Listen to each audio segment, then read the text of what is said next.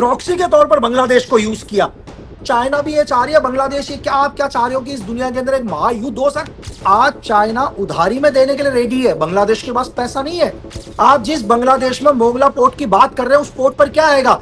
बांग्लादेश के साथ 2.2 billion dollar का एक डील करी है। क्या बिना अमेरिका की मर्जी की परमिशन के, सीआईए की मर्जी की परमिशन के तारिक रहमान ने चाइना का विजिट किया होगा सर?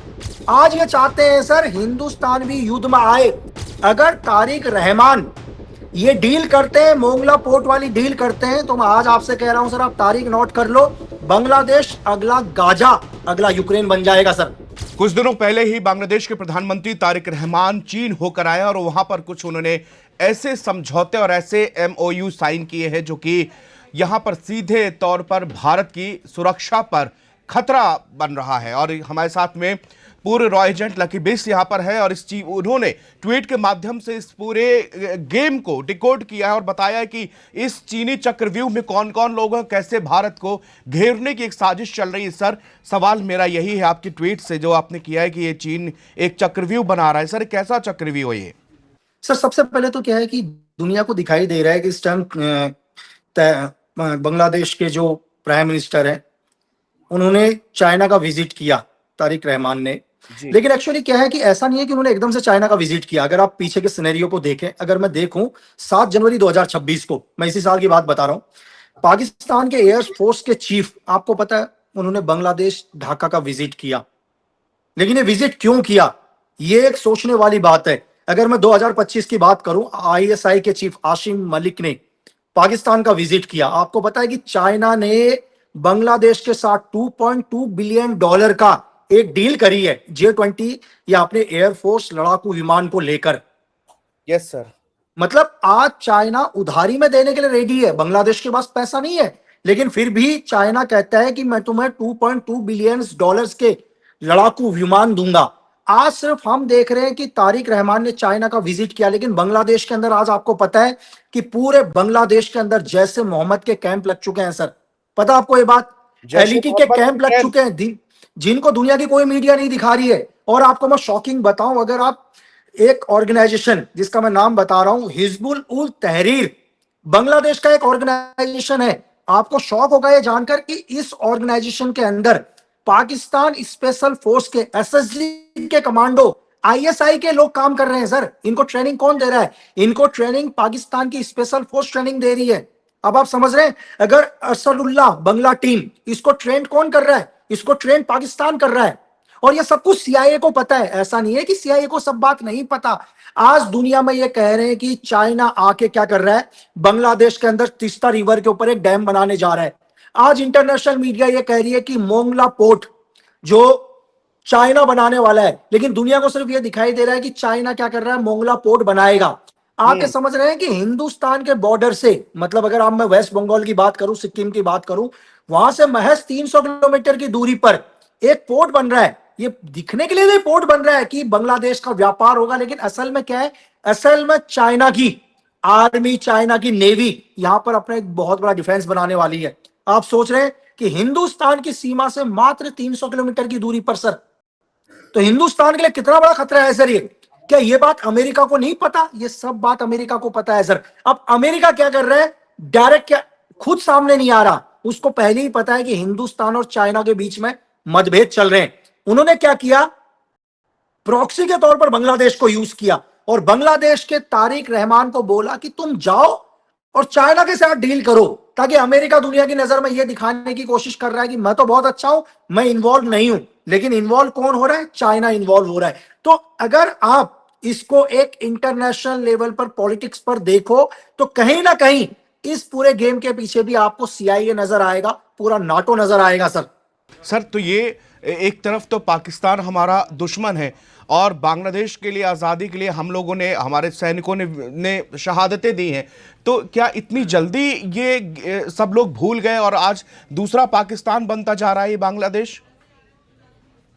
सर देखिए, नेशनल मीडिया को पाकिस्तान से एक सवाल पूछना चाहिए, बहुत सवाल, कि 7 जनवरी 2026 को पाकिस्तान के एयरफोर्स चीफ का विजिट हुआ ढाका में।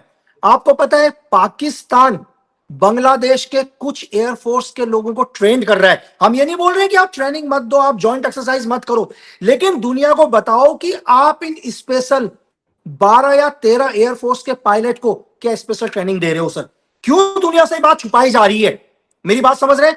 आज पूरे बांग्लादेश के अंदर आईएसआई आज हिजबुल उल तहरीर को ट्रेन कर रही है सर, हथियारों से मदद कर रही है। आप ये सोचो, किसी देश की आर्मी, मैं पाकिस्तान आर्मी की बात कर रहा हूं, जो डायरेक्ट इन्वॉल्व है इस टेररिस्ट ऑर्गेनाइजेशन के अंदर, दुनिया को सवाल उठाना चाहिए कि क्यों पाकिस्तान की आर्मी और पाकिस्तान की स्पेशल फोर्स आज डायरेक्ट एक ऐसे आतंकवादी संगठन पर डायरेक्ट इन्वॉल्व हो चुकी है सर। ये सवाल उठाना चाहिए। आज भी मैं आपको बता रहा हूं, सिर्फ ध्यान भटकाया जा रहा है मोंगला पोर्ट से, ध्यान भटकाया जा रहा है तीस्ता रिवर से, लेकिन इसके पीछे डायरेक्ट सीआईए से सवाल पूछना चाहिए। आपको क्या लगता है कि बिना अमेरिका की परमिशन से जो यूसुर गवर्नमेंट, क्योंकि मैं यूनिस गवर्नमेंट की बात करूंगा सर, क्योंकि अमेरिका ही कंट्रोल कर रहा है, क्या बिना अमेरिका की मर्जी की परमिशन के, सीआईए की मर्जी की परमिशन के तारिक रहमान ने चाइना का विजिट किया होगा सर? आप सोचो एक बारी। एक तरफ तो डोनाल्ड ट्रंप दुनिया को यह दिखा रहे हैं कि हम हिंदुस्तान के दोस्त हैं, एक तरफ तो डोनाल्ड ट्रंप की रोड बनाई जा रही है सर देश के अंदर, और वही डोनाल्ड ट्रंप, वही सीआईए हमारे बगल में 300 किलोमीटर दूर पर चाइना को स्टेब्लिश कर रहे हैं सर। जहां दुनिया में यह दिखाया जा रहा है कि अमेरिका और चाइना तो बहुत बड़े दुश्मन है, चलो मैं मानता हूं आप बहुत बड़े दुश्मन है, लेकिन आप दुश्मन होते हुए भी हिंदुस्तान को भी क्या कर रहे हो, चाइना का वो दुश्मन बनाने की कोशिश कर रहे हो सर। तो सर ये एक चीज ये बताइए आप कि इसमें इसमें ट्रम्प का और यूएसए का बेनिफिट क्या है? सर देखिए, यूएसए और ट्रम्प का बेनिफिट क्या है, एक चीज ये बताइए, अमेरिका हमसे डायरेक्ट वॉर नहीं कर रहा है, मेरी बात समझ रहे हैं? बिल्कुल। अमेरिका क्या कर रहा है, हमारे को चाइना से वॉर करवा रहा है। एक तरफ वॉर ही है ना सर, हमारे अंदर एक अंदरूनी क्या हो गया, हिंदुस्तान थोड़ा सा डिस्टर्ब हो गया यार। आप ये सोचो कि कोई आपका जो आज सबसे बड़ा दुश्मन देश है, दुश्मन देश ही बोलूंगा सर, चाइना ने हमारा कब भला चाहा। आप एक चीज देखिए ना कि आपका दुश्मन जिस तरह से यूक्रेन के साथ हुआ, अगर रशिया के अंदर यूक्रेन में आज जो रशिया का युद्ध चल रहा है वो क्यों चल रहा है? रशिया ने एक ही चीज बोला यार कि आप यूक्रेन में नाटो को नहीं ला सकते हो। मेरी बात समझ रहे हो? सेम बांग्लादेश के अंदर भी तो यही हो रहा है सर। आप जिस बांग्लादेश में मोगला पोर्ट की बात कर रहे हैं, उस पोर्ट पर क्या आएगा, उस पोर्ट पर पूरा का पूरा चाइना का डिफेंस बैठेगा, चाइना की नेवी बैठेगी, उनकी मिसाइल्स लगेंगी। तो आप समझ लो हमारे दहलीज पर आज चाइना आके हमको मिसाइल दिखाएगा सर। आप ये सोचिए।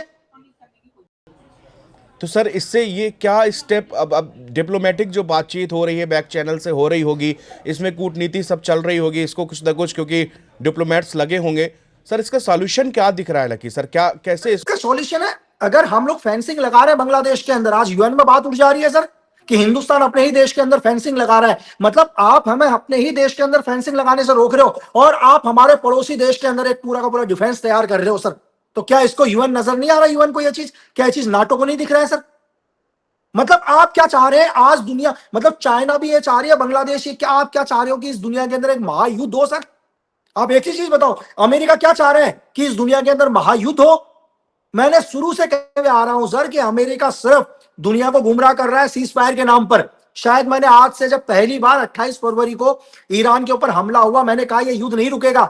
अमेरिका अभी भी सिर्फ नवंबर तक इस युद्ध को सिर्फ टहला रहा है, आगे खिसकाने की कोशिश कर रहा है सर। क्यों? क्योंकि अमेरिका को पता है कि नवंबर में एक बार मिड इलेक्शन खत्म हो जाए तब इस युद्ध को आगे किया जाएगा। लकी सर, मुझे याद है कि करीब 1 महीना पहले या आपका ट्वीट है और आपका बाकायदे इसमें वीडियो भी है जिसमें आप ये कहते रहे कि इस वॉर को किसी भी तरह एशिया की तरह शिफ्ट करना है इन लोगों का मेन मोटिव। और जो जो ये हफ्ते महीने गुजर रहे हैं, चीज़ें कुछ ना कुछ ऐसी हो रही हैं कि लगातार डिस्टर्बेंस एशिया के अंदर क्रिएट होना शुरू हो गया है। सर एशिया के अंदर आप एक माहौल देख सकते हैं, इसको बनाया जा रहा है सर। मतलब दुनिया की किसी न्यूज के अंदर नहीं है कि बांग्लादेश के अंदर जगह जगह के अंदर टेरर कैंप बन रहे हैं। कहां पर न्यूज है, जरा मुझे दिखा दो। क्या ये इंक नहीं है दुनिया के पास?